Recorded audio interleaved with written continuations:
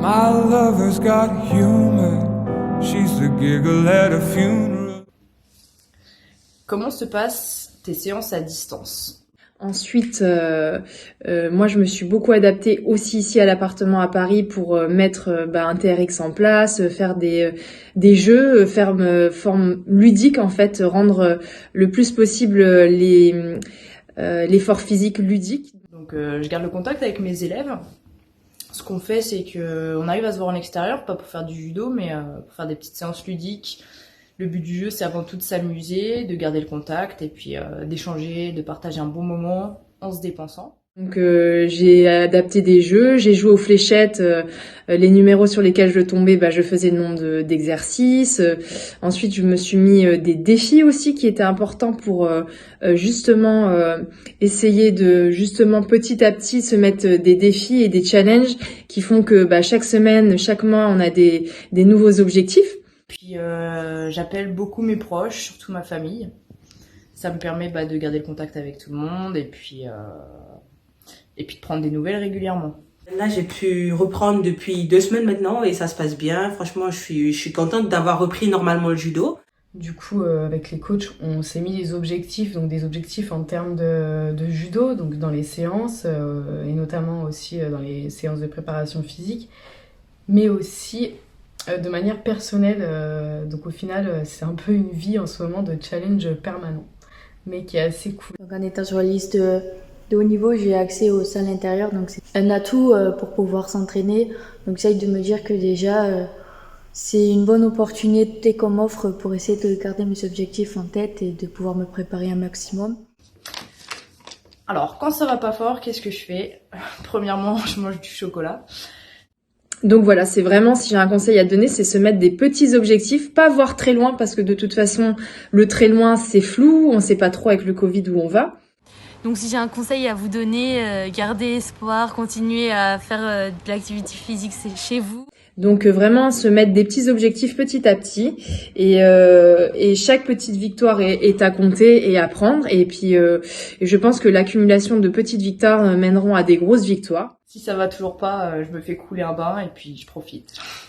Et puis non, sinon je me tourne vers mes proches, et j'appelle ma famille. Ils ont toujours les mots pour me donner du réconfort. Est-ce que ce que vous vivez en ce moment, ça vous fait sens ? Est-ce que les projets que vous continuez à faire vous font vibrer ? Est-ce que le fait de vous entraîner tous les jours, est-ce que le fait de rester dans le jeu, est-ce que ça vous fait vibrer en fait ? Est-ce que ça vous fait sens tout simplement ? Il faut relativiser et se trouver une occupation en se fixant des objectifs à court terme ou à long terme. Et vraiment garder le cap parce que quand ça va reprendre, faudra être présent et puis faut savoir être patient, continuer de s'entraîner bien comme il faut, s'accrocher. Et puis voilà, le but du jeu, c'est de faire un petit peu d'activité physique en respectant les règles et surtout de se voir, d'échanger. C'est le maître mot, c'est de garder du lien avec les gens et tout en leur proposant un petit peu d'activité physique. Ensuite, j'essaye de rester motivée un peu partout, que ce soit niveau études et sport. Et le conseil que j'aurais à donner pour rester motivée, c'est d'essayer de rester en activité. Donc le conseil que je peux vous donner, c'est vraiment d'utiliser cette période pour vous poser les bonnes questions, pour apprendre à mieux vous connaître et ensuite pour mieux anticiper la suite. De participer aux cours en visio qui sont mis en place par vos clubs respectifs.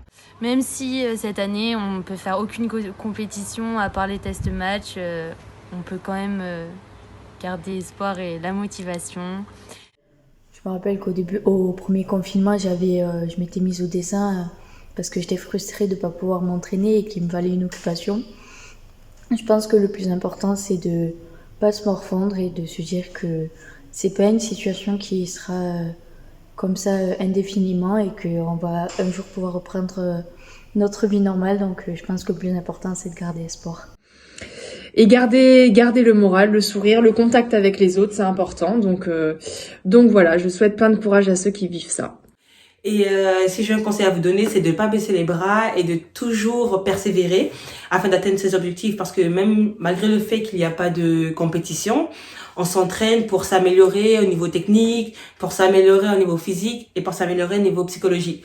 Donc, il ne faut pas baisser les bras et ne pas se dire qu'on s'entraîne pour rien. Et puis, je vous souhaite un bon courage à tous. Et si tel est le cas, c'est qu'en fait, vous êtes sur le bon chemin et qu'il faut continuer à garder le cap, même si c'est difficile. Et il faut garder cette détermination qui va vous permettre d'être toujours dans le jeu à la reprise. Donc voilà, on a quand même hâte que ça se termine et que la vie redevienne comme avant. À garder le moral et j'espère qu'on se retrouvera très vite sur les tapis. À bientôt!